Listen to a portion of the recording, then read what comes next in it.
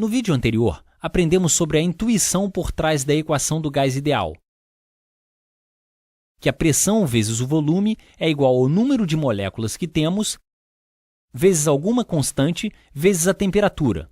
Eu espero que faça sentido para você o modo como tudo isso se encaixa. Essa pressão deve ser o inverso do volume, e isso acontece porque está multiplicando cada um dos dois lados pelo lado oposto. Você poderia pegar o volume e colocá-lo desse lado da equação. Ou a pressão deveria ser proporcional ao número de partículas e à temperatura. Agora, vamos aplicá-las e resolver alguns problemas, porque apenas saber isso não é o bastante.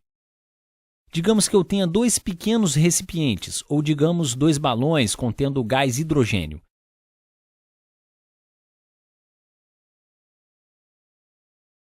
E o hidrogênio como uma molécula diatômica. Então, cada molécula tem dois hidrogênios.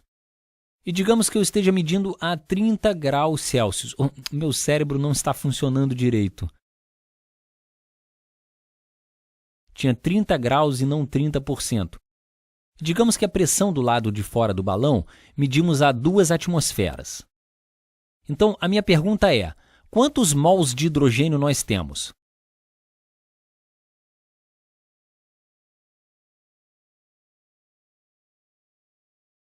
Vamos aplicar nossa equação de gás ideal, e já que estamos lidando com litros e atmosferas, precisamos nos certificar de que estamos usando a constante de proporcionalidade correta. Então, a nossa pressão é dada em atmosferas. Deixe-me anotar todas as unidades.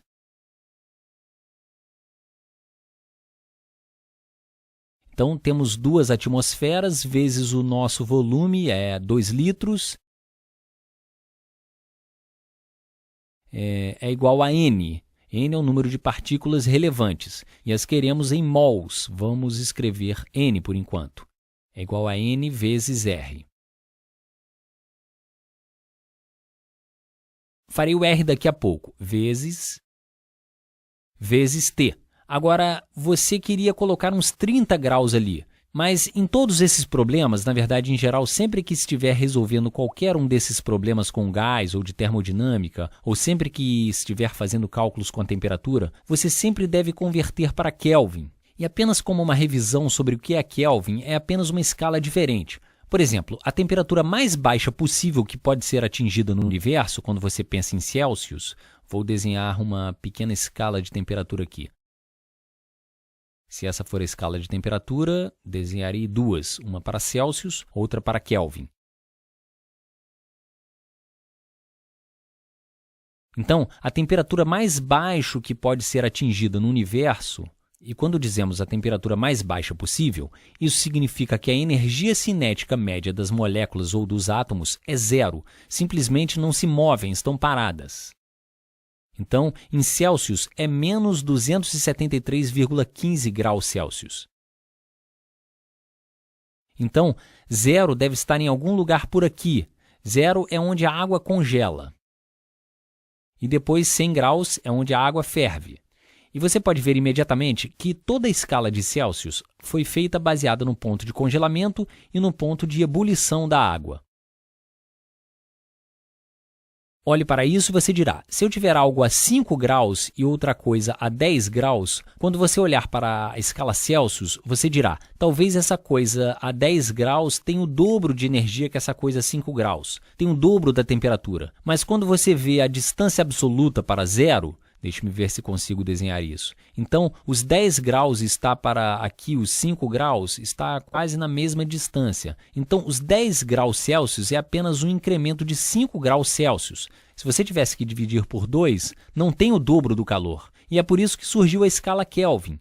Porque na escala Kelvin, zero absoluto é definido como zero.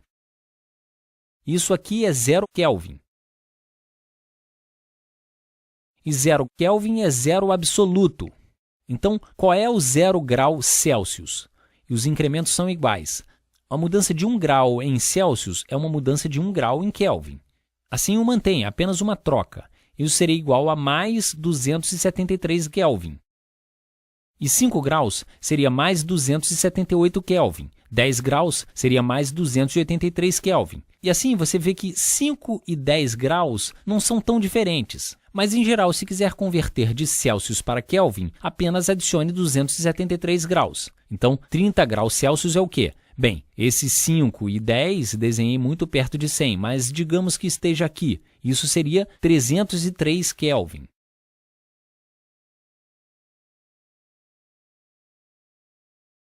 Bem, para a nossa temperatura é isso que estávamos preocupados. Queríamos colocar na temperatura aqui.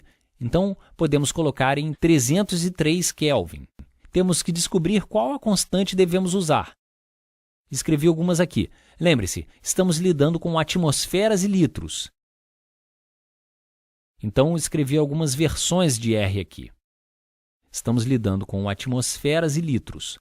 E se no denominador estamos lidando com mol e não importa o que aconteça, isso sempre vai estar aqui, devemos usar essa constante de proporcionalidade. R é igual a 0,082 atmosfera litro-mol por Kelvin. Deixe-me anotar isso.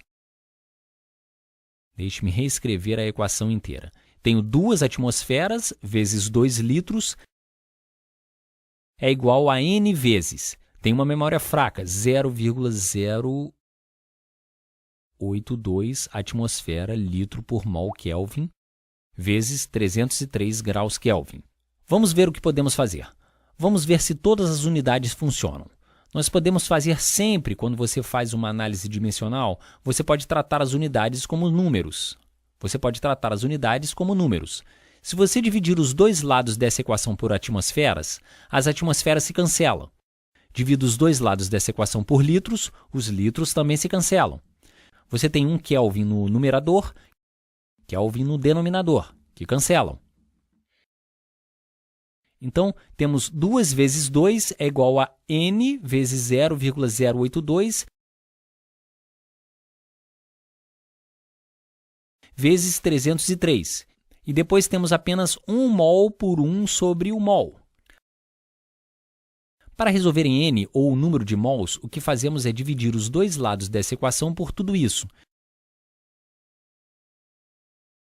Então, temos 2 vezes 2 é igual a 4. 4 dividido por 0,82 dividido por 303. Estou pegando isso e colocando do lado esquerdo aqui, dividindo os dois lados por esse número.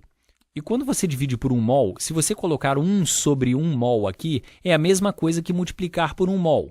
Ok, as unidades então funcionam. Vamos obter N em número de mols. Então, temos que pegar a calculadora e descobrir com quantos mols estamos lidando. Dividimos 4 por 0,082,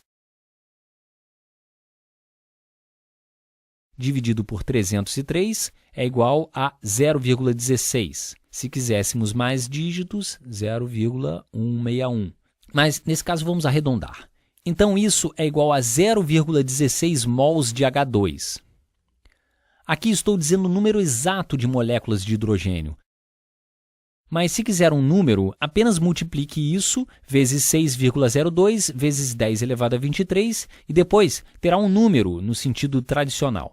E claro, se você quisesse saber qual é a massa do hidrogênio que você tem, você diria, ok, bem, 1 mol de H2 possui uma massa de quanto? A massa de um hidrogênio é uma unidade de massa atômica. A massa, então, de 2 hidrogênios, quando não está na sua fórmula molecular, é 2 unidades de massa atômica. Então, 1 mol de hidrogênio terá 2 gramas. Nesse caso, temos 0,16 mols. Se quiséssemos converter isso em gramas, isso no caso de moléculas de gás de hidrogênio, teriam 0,32 gramas. E multipliquei isso por 2 porque cada mol tem 2 gramas. De qualquer forma, espero que tenham achado isso útil. Farei mais alguns desses problemas, pois eu acho que a matemática é bastante simples aqui. O que sempre torna isso desafiador, eu acho, são as unidades e garantir que você estará usando as unidades certas, seja em metros cúbicos ao invés de litros ou quilopascal ao invés de atmosferas. Tentarei fazer mais alguns exemplos onde usamos todas as unidades diferentes e você poderá escolher as constantes adequadamente.